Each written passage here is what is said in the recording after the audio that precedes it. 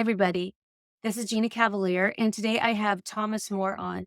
He's an author of The Eloquence of Silence, that is coming out right now on in the New World Library, and 24 other books about bringing soul to our personal lives and culture, including the number one New York Times bestseller, Care of the Soul. He's been a Catholic monk starting at the age of 13, where his parents let him go off and do that, and then became a university professor and then a psychotherapist, and has dedicated his with excitement and love to talking about soul and spirituality and much, much more. So, welcome, Thomas. Nice to have you. Thank you, Gina. I'm very happy to be with you today. Oh, we're so excited. So, you can you give us a little bit of context? I know just a brief history of who you are for the people that are learning about you right now and listening to this. Sure. Thank you. Um, well, you already said that I was a monk for 13 years, actually, in the Catholic, Catholic Church, and I left that when I was 26. I left. People always ask me why. I left just because it was over. It was like there are parts of your life that are over, and you move on. That's all it was. Yeah. And so then, eventually, I found myself getting a doctorate in religious studies, which I love. I love studying religious studies. It was the best thing in the world for me. And I focused also in counseling psychology. So I got, I've been practicing as a therapist for, I don't know, 40 years, probably. That makes me about 100 years old, I guess. And, and then I've been, for people who might understand, I have been very devoted to the psychology of Carl Jung for many years, although I'm not a Jungian analyst myself. I've decided I felt I was a monk and that was enough for belonging. I don't want to belong anymore. Just be myself. And and I go in my own way. Uh, I've written all these books about the soul, as you said, and all different aspects like work and sex and spirituality and religion, uh, and just interested in how we can deepen our experience of just every aspect of life. So that's why I've written all those books. I can't stop. They just keep coming, and I might as well keep doing it. And there's so many different ways you can get into, pulling apart, what you've written about, um, about the difference between spirituality and soul and about how, the difference of, learning from all the different religions and embracing that and being okay with that. But today we're really gonna try to focus a little bit more on the new book you have out, which is, as I mentioned before, The Eloquence of Silence, which I think is such a great transition at this time because this is the place where people seem to be the most uncomfortable. Yes, the book is silence is in the title. It's one way of the book is really about about emptiness, which is an idea that comes out of the East, especially from Zen Buddhism. And it's not known too much, I think, in the Western world, but it's a very, very rich idea. I think it's a very, very important one. It can apply in so many different ways. And being silent or quiet, I prefer the word quiet for what I do mainly. I don't want to be too, have a demand of being silenced, but a quiet life makes some sense to me. And I think our world is too noisy and too active and has too much going on, and we need some emptiness. And the way that you described it in the early parts of the book is that you can find this quietness or emptiness in anywhere. It could be an empty chair, or we don't have to constantly fill every part. And that seems to be a programming that has just been, around us all the time, and that is maybe causing anxiety and unbalanced life by feeling like we have to fill everything. I think that's really true. It's just a natural it seems natural, or I guess that word really means unconscious, that when something's going on that is the least bit disturbing and upsetting, We want to fill up our lives somehow. We want to eat too much, or we want to be too active, doing too many things, or be around a lot of people. We think that might help. And my book is just the opposite direction. That the emptiness that comes along. I mean, emptiness is part of life all the time. You know, your friends leave, they go off and move, or some die, and that they leave a gap. That's an emptiness. That's some form of emptiness. People get divorced. That's a huge emptiness. A lot of people today sitting in their homes, and they don't have the partner with them anymore, and the place really feels empty. Mm. So that kind of emptiness, it's funny, I have to be careful though, because there's a kind of emptiness that is really the symptom, the problem of emptiness, and then there's emptiness that is the solution. They go together in a way. So we have to be, clear when we talk about emptiness that way. Oh, really interesting. Yeah, there's especially when a major life event happens and I'm wondering what my feeling about a lot of this is that when we first came to this evolution, we didn't have as much emptiness because we had our place in the tribe, and when we fell down, the other people would pick us up. And, when people passed on, there was an understanding of death and rebirth, and we were connected to the earth and the soil a little bit more. And it just seemed like a natural progression. And now we have our family living in all different parts of the world. We're separated. And so I think that this is actually not something that was inherently in our either spiritual or soul. So I wanted to see your take on that. That's a really good point. I think that's exactly what's happening. This emptiness is a subtle idea. It's nothing not too easy to grasp right away. Because like what you're describing there is more how a culture might be help people not be empty in the bad sense of the word, because they're dependent on each other, or they're closer, or um, we might think we're closer with the modern communications, but actually we're more distant in many ways. You think of how often the word tele is used, like television or telescope. That word means distant, like from a Mhm. distance. So we are distant people. And that means that there's a lot of space around us, and we need to be connected with each other.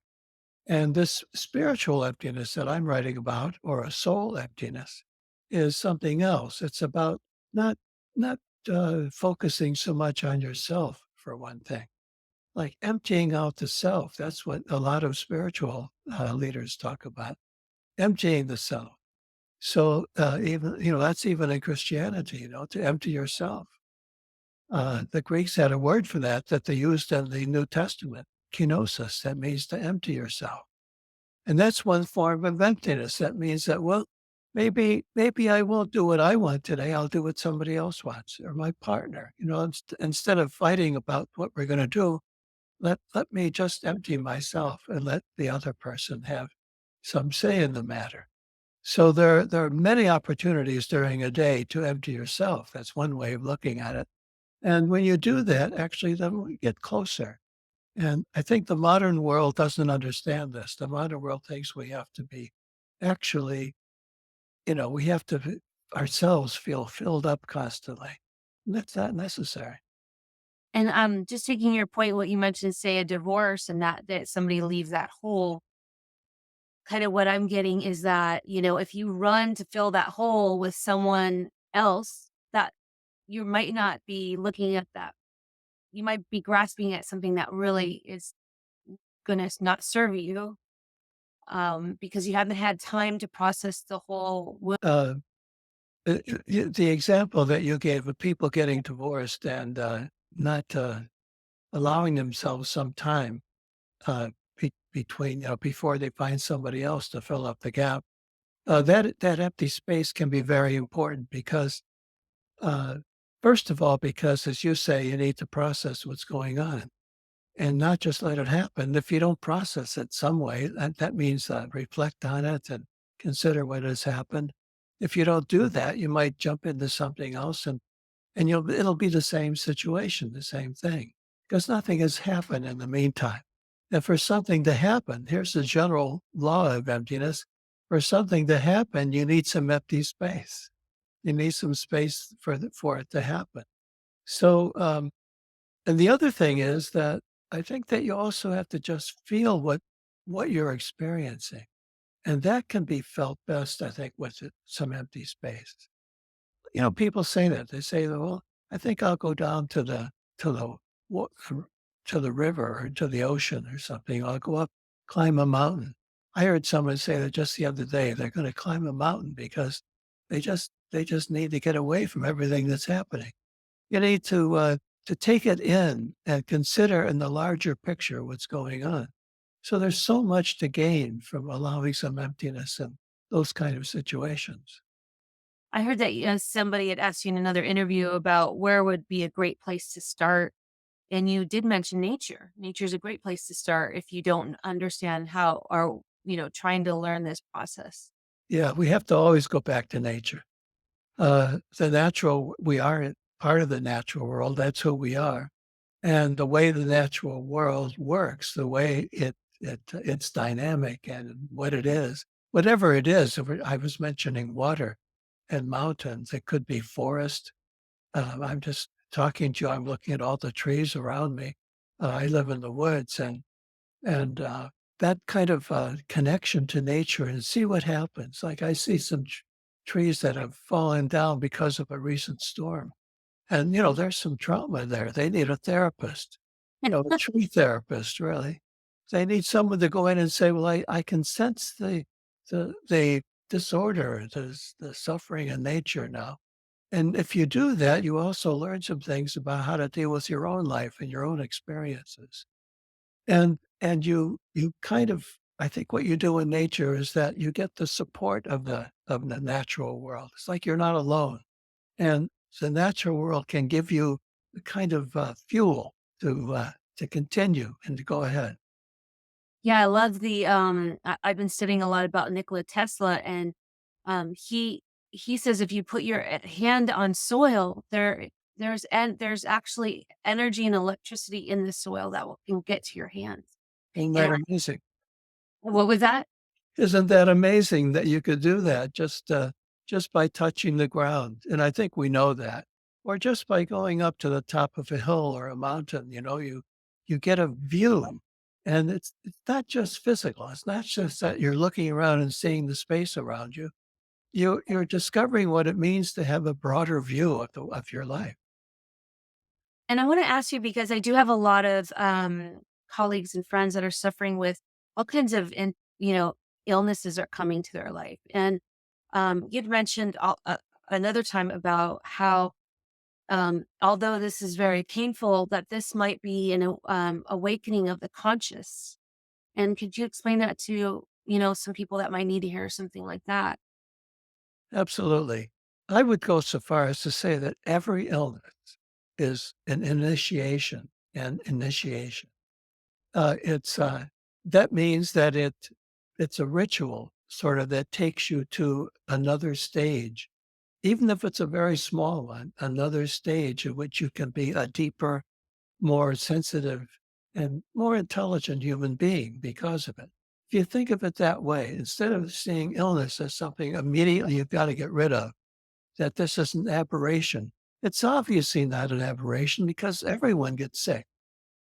As far as I know, most people get sick.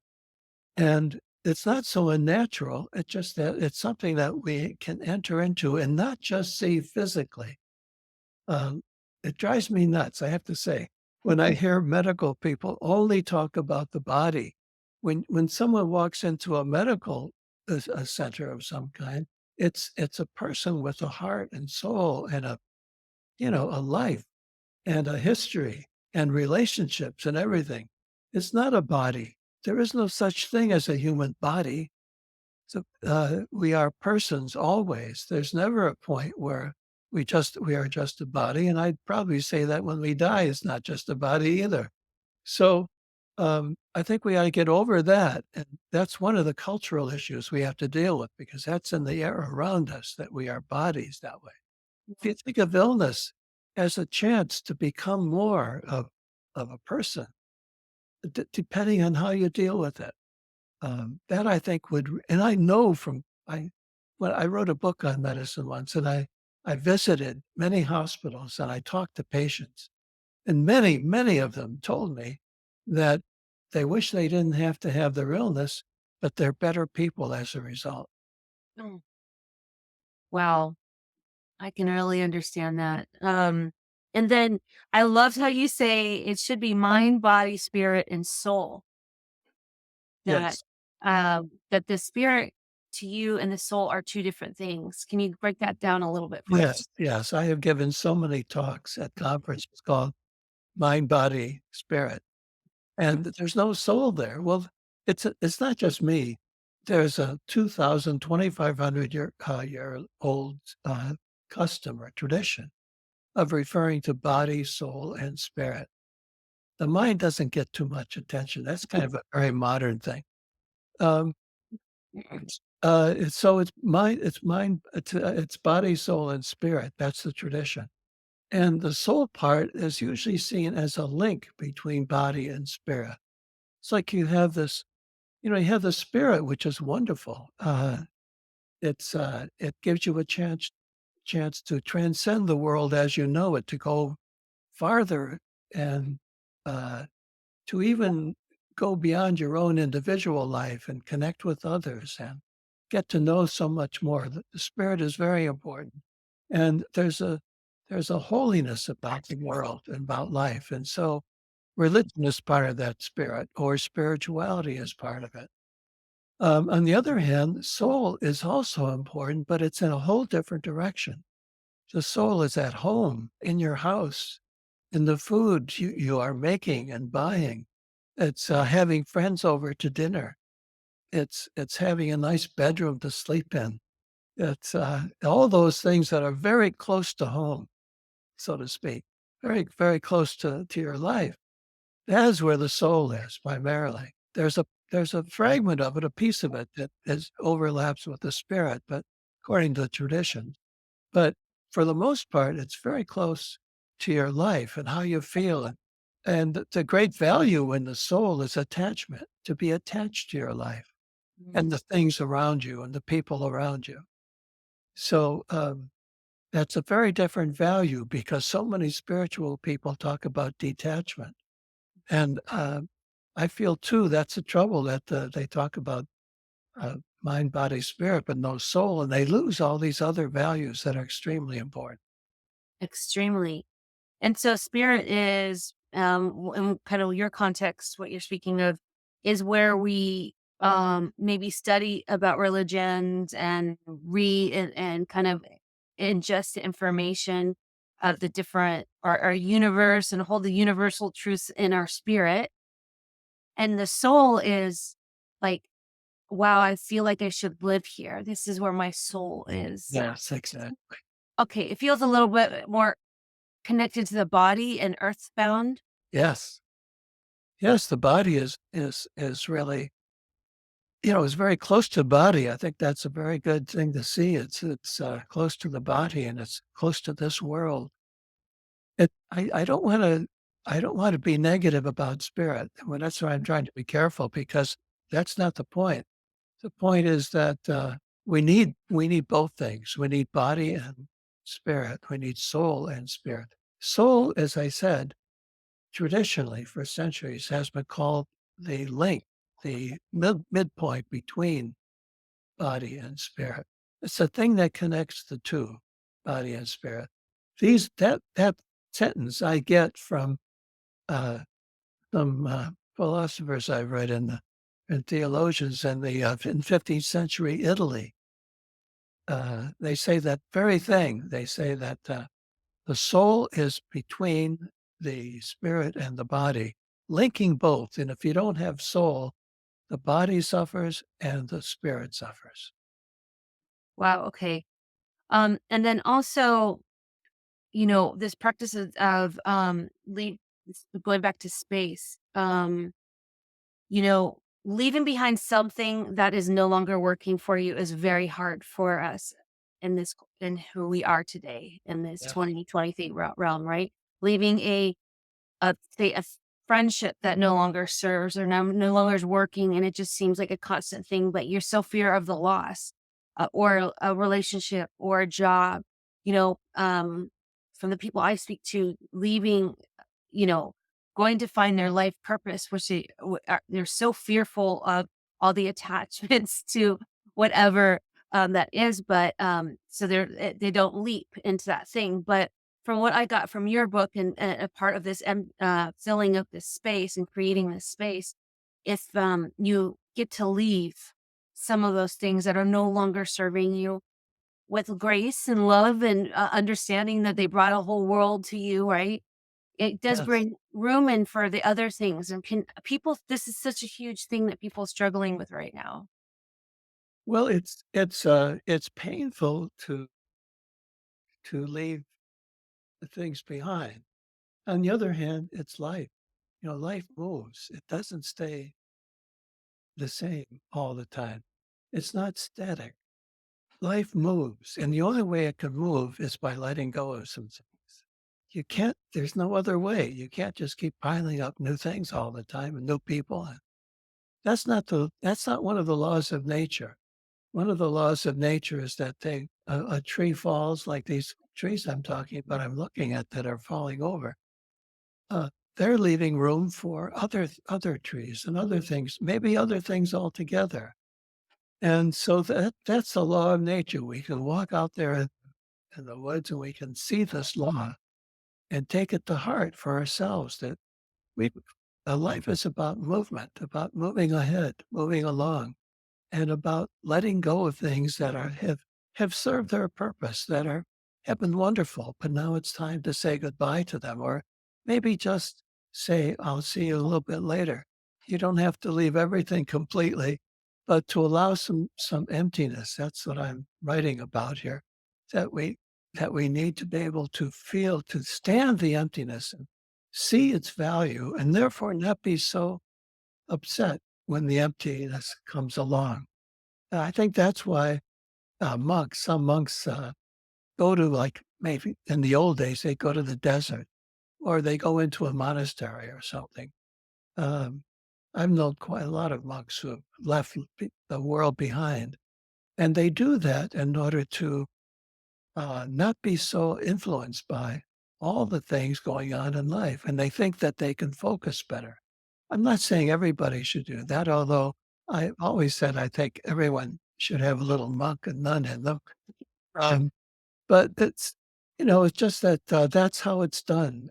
Sometimes it's good to either yourself choose to find an empty space or some empty time for yourself. And sometimes it's good to allow the emptiness that life gives you, to allow that to happen and not interfere with it too quickly. Do you kind of believe whatever is meant for us will never pass us up at some point in our life? That, if there was a knocking at a door that was our calling, eventually we'll get there, even if we've ignored it 100 times. And or Well, I would like to say that I think that for most of us, we find our way eventually. But I think the world the way it is right now is in pretty bad shape, politically and in so many other ways. That's a big symptom of how we're living. It's not, people are saying, "What's the solution to this?" It's really quite simple. We have to live differently. And one of the what we're talking about here today is living differently, of taking a look at the modern world we're living in, saying, "This world is making us sick. There's something wrong here. All these murders and gun problem, shootings of children and groups of young people and so on. It's like yesterday, I think there were 2 different shootings, 3 different shootings that were in the news. I mean, does this just happen? No. Is it just because, for one reason or another, some simple reason? No, it's because how we live, that this is happening. People who, people are really losing control of their emotions and they're not finding meaning in life. and they are losing their connection to others, their feeling of connection to others, which is a gift of soul, I would say, a gift of soul to be connected to other people, feel them, to feel empathy. And we don't have those feelings nearly as strongly as we need them to survive as a society. And that goes into the other emptiness, which that's not a positive emptiness, which is, the severe loneliness or feeling, separate from others, and it isn't natural, and, I think a lot of people know that I'm writing a book called, Surviving Suicidal Ideation, and a lot of that is, feeling disconnected from the world around you and your family and the loneliness that, wanting to, be reborn in a way. So it's like, well, maybe if I can get almost like if I can hit like restart on a button, they actually want to get to that other side where they're rebirthed, but they don't see a way out. But I also believe that a lot of these people that are doing these things, they were suicidal before they did these things. They first stopped loving themselves. And A part of that is, wanting to be suicidal, but then it kind of grows in another negative way. So what do you think about that kind of context? Well, I'm reminded of a book by a friend of mine, James Hillman, who was a very profound depth psychologist who died a few years ago. But he was a very close friend of mine and mentor in a way for a while. And he wrote a book. One of his earliest books is called Suicide and the Soul. And he suggests there that he makes a distinction between this thought about suicide and then trying to prevent people from actually doing it. He tries to say that the thought of suicide in itself can be of some value. It says something, and we have to be able to read it.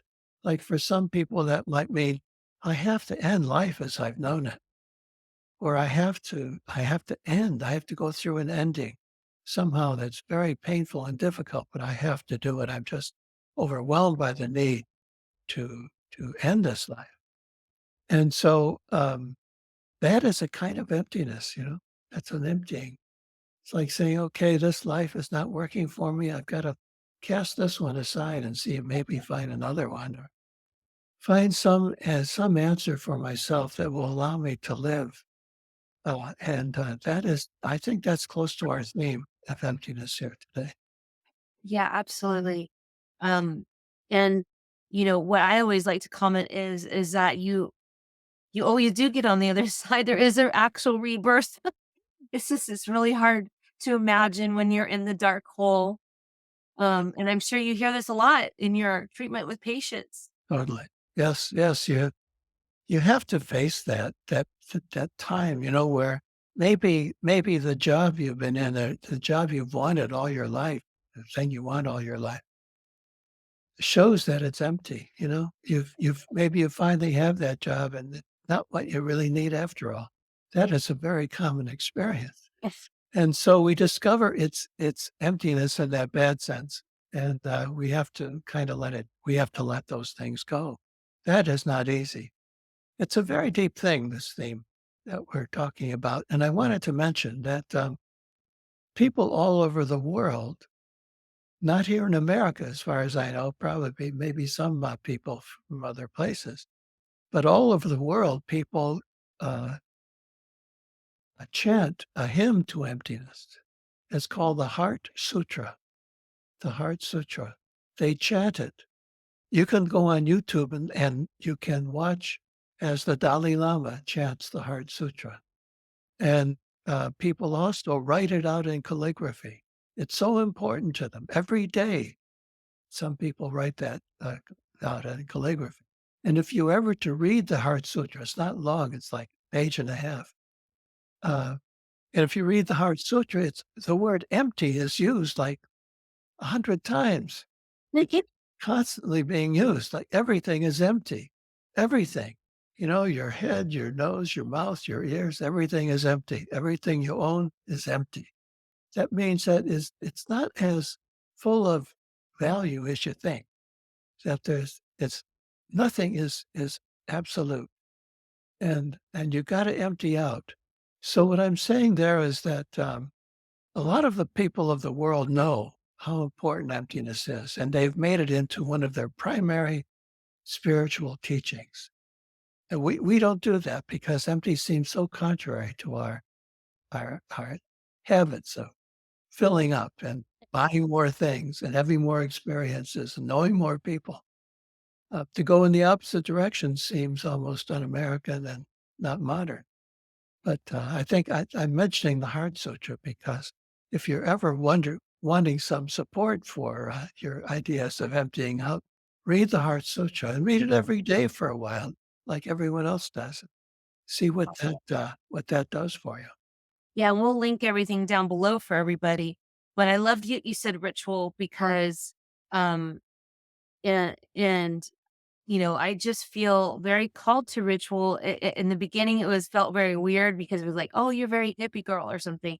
But I've come to, in my spirit and my soul, and a lot of the people around me, we're realizing that ritual has such a charge or an energy to it that is fundamental to being human.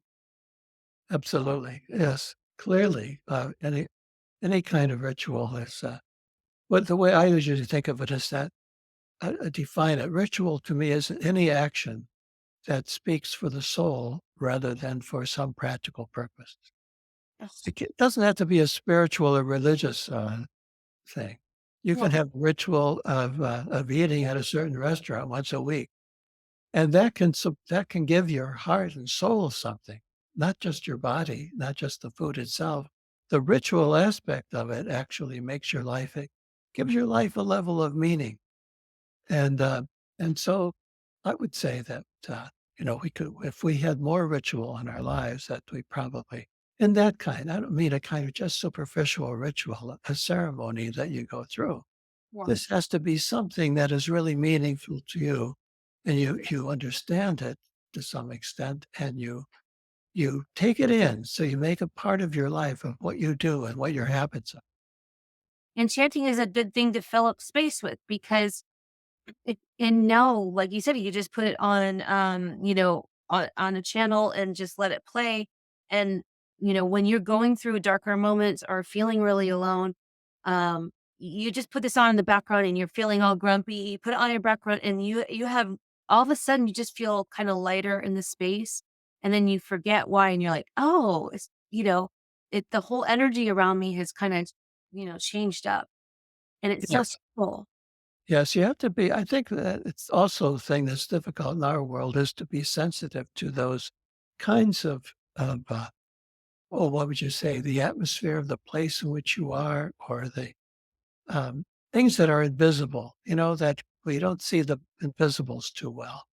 And yet, for centuries, people have talked about how important it is to relate to the invisible world. That could be something as simple as love in your life. That's invisible in a way. I mean, you see it when it's acted out, but in itself, it's there. You know when it's there. You can feel it in a room, but you can't see it. And if we could be devoted to those invisibles, that's what ritual is very good at relating to the invisibles without explaining them. It's another thing. We want to explain everything. Ritual allows you to relate to something that's important without having to explain it. You just said one of my signs right now, that I've been calling for, which is called the invisible world. I've been calling that a lot lately. And every time it comes to me, I just smile because that's sort of I don't know, it's just, my new place where I just see there's such an invisible world for us out there that is so supportive and loving.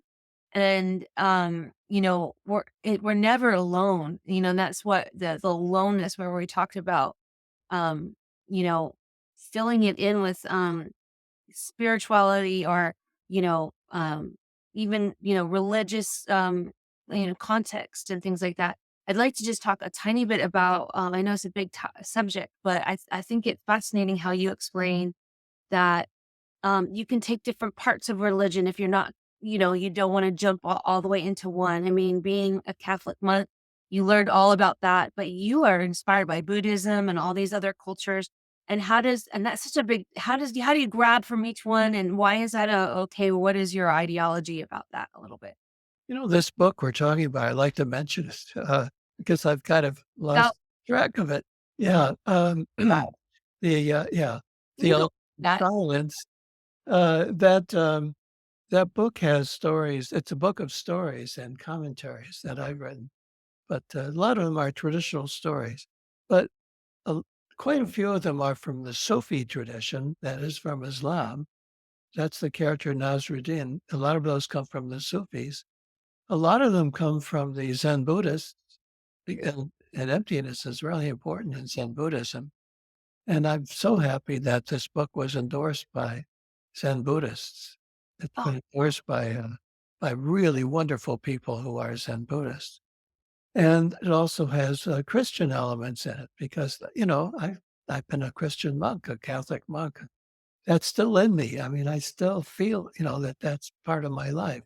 And it's something I try to incorporate into my life today. So I love that this book has at least these three.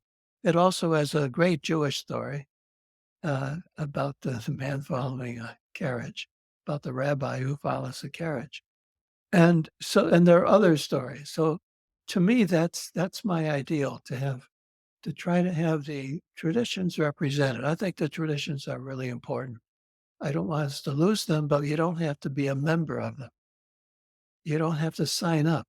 You can take what you want, what you need from them. I understand that there's a spirit these days of not stealing from other cultures, but I don't think that's what we're talking about here. We're saying that as human beings, we have created these different ways, approaches to the infinite and to the spirit, and we would be so more enriched that way if we could uh, take what we can from many different traditions.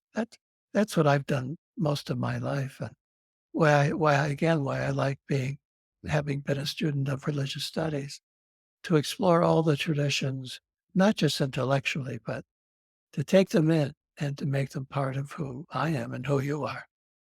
what also makes us more sensitive to, say for example, you don't understand Islam and there's this world conflict going on, having some understanding empathy of, what is something that is passionate or what they are called to be surrounded by. And so I think that it brings more empathy to different cultures. So I think that in itself is a big Yes. help because if more people were empathetic to other people's belief systems, we would be Well, fine. we have a history, where people thought that the most important part of the spiritual life or religion was belief. I think we're getting beyond that now. But it's not about belief so much as it's a participation in life by means of one of the traditions. Or the traditions are a filter to help us see some things that otherwise we couldn't see about our lives.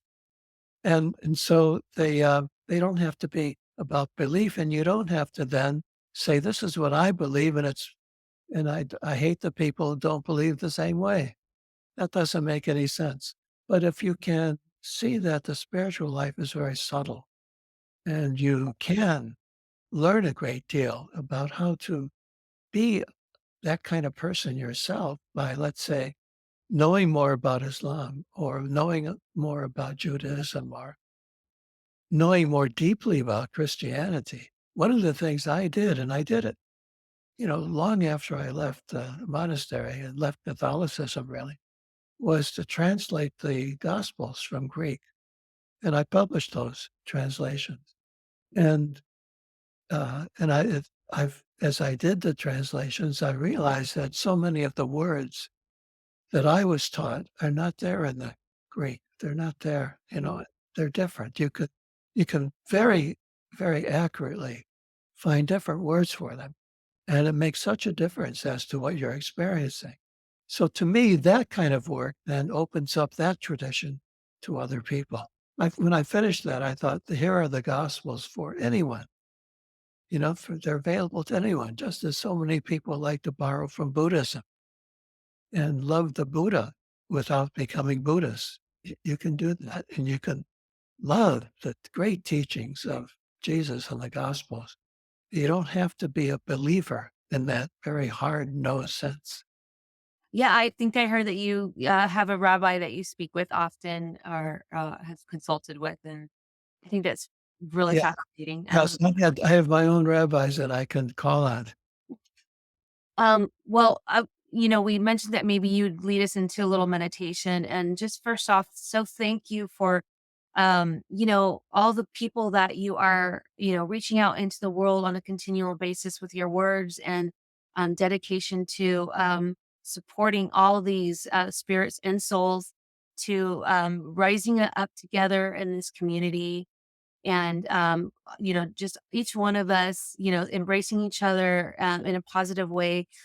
Everything that I've heard and written with you has been so uplifting and interesting and helpful to the tribe that needs it right now. So I just wanted to give a final thank you on that and see if you are interested and ready to lead us in a few-minute meditation with your energy in it. I'd be happy to do that. I mean, it's an experiment. I don't usually do that, but I would be happy to.